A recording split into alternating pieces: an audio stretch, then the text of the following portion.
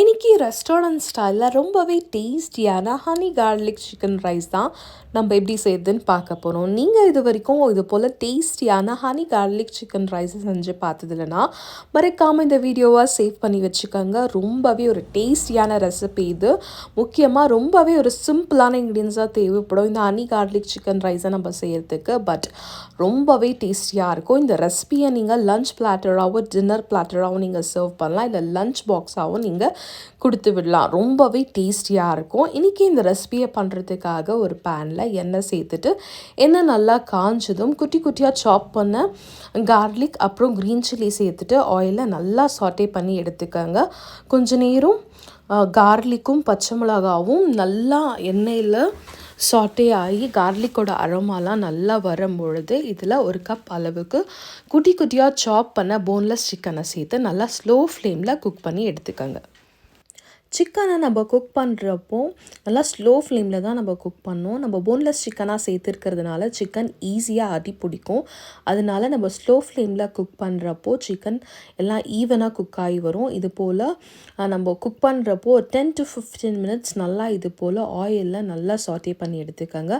ஒரு 10 to 15 minutes கழிச்சு chicken நல்லா குக் ஆகி வந்ததும் இதில் இன்றைக்கி நான் 1/2 spoon of light soya sauce விடுறேன். உங்கள்கிட்ட டார்க் சோயா சாஸ் இருந்தால் 1/2 spoon of dark soya sauce விட்டுக்கோங்க. டார்க் சோயா சாஸ் விட்டுட்டு நல்லா சாட்டே பண்ணி எடுத்துகிட்டு இதில் 2 drops ஆஃப் ஹனி சேர்த்துட்டு நல்லா சாட்டே பண்ணி விடுங்க.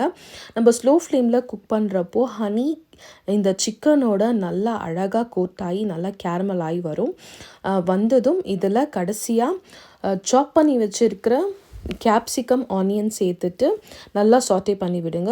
கேப்சிகம் ஆனியன் சேர்த்துட்டு உங்கள்கிட்ட ஸ்ப்ரிங் ஆனியன்ஸ் இருந்தால் ஸ்ப்ரிங் ஆனியன்ஸும் இந்த ஸ்டேஜில் நீங்கள் சேர்த்துக்கலாம். சேர்த்துட்டு எல்லாத்தையும் நல்லா சாட்டே பண்ணி எடுத்துக்கோங்க. இப்போது இதில் தேவையான அளவு உப்பு சேர்த்துட்டு நல்லா சாட்டே பண்ணி விட்டுட்டு கடைசியாக இதில் 1 கப் அளவுக்கு நான் நார்மல் ரைஸை தான் இன்றைக்கி நான் சேர்க்குறேன். உங்கள்கிட்ட பாஸ்மதி ரைஸ் இருந்தால் பாஸ்மதி ரைஸையும் நீங்கள் சேர்த்து செய்யலாம். ரொம்பவே டேஸ்டியாக இருக்கும். நான் நார்மல் ரைஸில் செஞ்சு பார்த்ததுக்கே இந்த ரெசிபி அவ்வளோ ஃப்ளேவர்ஃபுல்லாக இருந்துச்சு.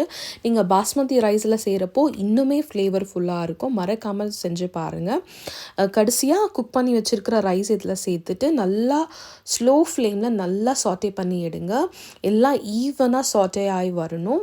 நல்லா கொஞ்ச நேரம் இது நல்லா சாட்டே ஆகி கொஞ்ச நேரம் 10 to 15 மினிட்ஸ் நல்லா குக் ஆனதும் கடைசியாக இதில் பெப்பர் சேர்த்துட்டு நல்லா மிக்ஸ் பண்ணி வச்சுட்டு சர்வ் பண்ணிங்கன்னா ரொம்பவே டேஸ்டியான ரெஸ்டாரண்ட் ஸ்டைலில் ரெஸ்டாரண்ட்டை விட டேஸ்டியான honey garlic chicken rice ready ஆகிடுச்சு. மறக்காமல் இந்த ரெசிபியை செஞ்சு பார்த்துட்டு எனக்கு கமெண்ட்டில் எப்படி இருந்துச்சுன்னு சொல்லுங்கள். அப்புறம் நீ இதுதான் என்னோட சேனலை ஃபஸ்ட் டைம் பார்க்குறீங்கன்னா ப்ளீஸ் கன்சிடர் சப்ஸ்கிரைபிங். பாய்.